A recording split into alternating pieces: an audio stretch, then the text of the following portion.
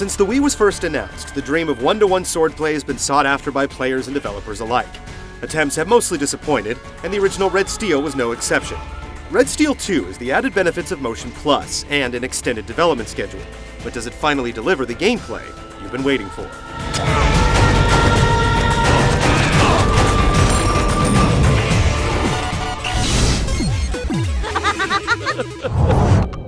Son, this ain't no jackal raid.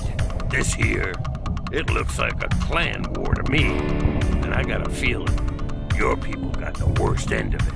Red Steel 2 is a sequel in concept, but not story. The seedy Yakuza and dark alleys of the first game have nothing to do with the deserts and ninja cowboys of its sequel. You play a silent, nameless hero. As the last member of the Kusagari clan, you start your journey chained to a motorcycle as you're dragged through the streets by some psychopath. It's up to you to reclaim the family sword, find out who's behind the massacre, and exact your revenge. They're dead! And I'm gonna kill you too, you coward! I'm gonna bleed you dry! You do learn more about your character's past and the villain's motivations, but the story is pretty straightforward. A handful of allies will meet up with you along the way, but they serve mostly as trainers and quest givers, while towns are otherwise deserted.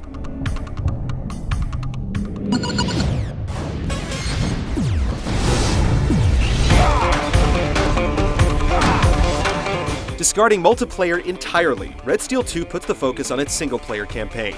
Levels are fairly open, with sections unlocking as you accept new quests, and you can wander at will until you proceed to the next chapter. Rather than being seamlessly connected, however, passages are split by huge doors, poorly masking loading times as you wade through long, awkward animations. You'll have access to several safe houses in each area where you can train, purchase upgrades, or browse bulletin boards for quests. You may need to thin the ranks of the local thugs, blow up their vehicles, or challenge their leaders. More action-heavy scenes are peppered in from time to time, including a train level that has you fighting against gusts of wind, as well as wily ninjas. The game also has its share of aimless backtracking, though, as you complete repetitive filler quests like activating communication towers and tearing down wanted posters. You'll also need to smash everything in sight to collect cash for shops, which can get wearisome with motion controls. Speaking of shops, Red Steel 2 keeps the action fresh by continuously improving your arsenal right until the end of the game. You can purchase additional guns, new attacks, stronger armor, and upgrades to improve weapons and special techniques. In all, the campaign lasts roughly 10 hours, and you can revisit chapters in challenge mode as soon as you complete them.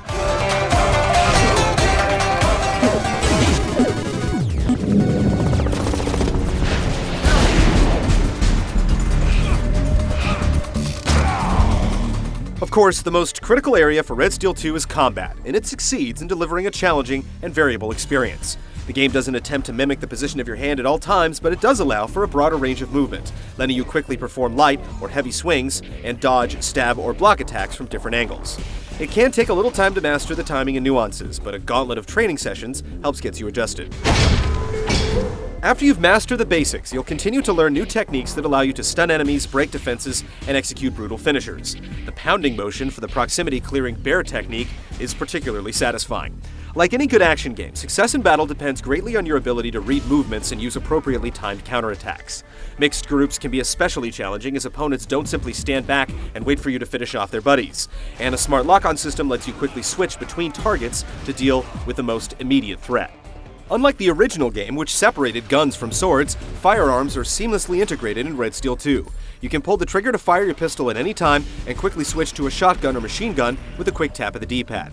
On its own, gunplay isn't as deep as sword clashes, playing more of a support role in your arsenal. You can use firearms to dispatch grunts from afar or use them in combos with sword techniques, stunning an enemy by shooting him in the knee or knocking some into the air with your sword to juggle and finish off with your guns. Combat is king once you sink your teeth into it, but there's not much else happening in the game. You'll occasionally come across switches that need to be twisted to different positions, or safes that have to be cracked by listening for clicks as you turn the remote by your ear. However, platforming is entirely automatic, and none of your stylish moves are ever used to do anything interesting in the environment.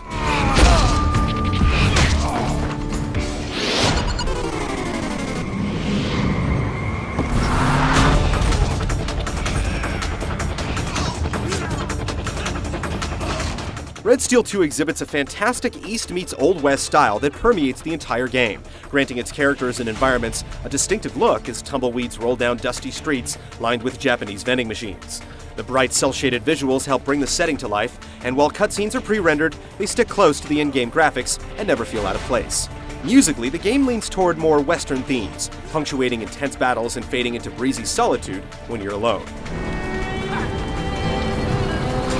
While there are some minor technical hitches like frame rate stutters and texture seams in specific areas, the most prominent issue is the game's lack of blood.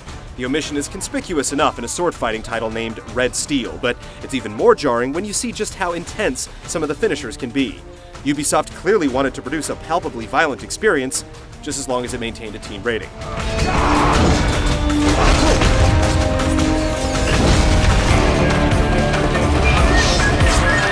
Red Steel 2 has it where it counts, with a deep combat system that continuously improves as the game progresses. It could do with more interesting tasks outside of battle, but it nails the swordplay like no game before it.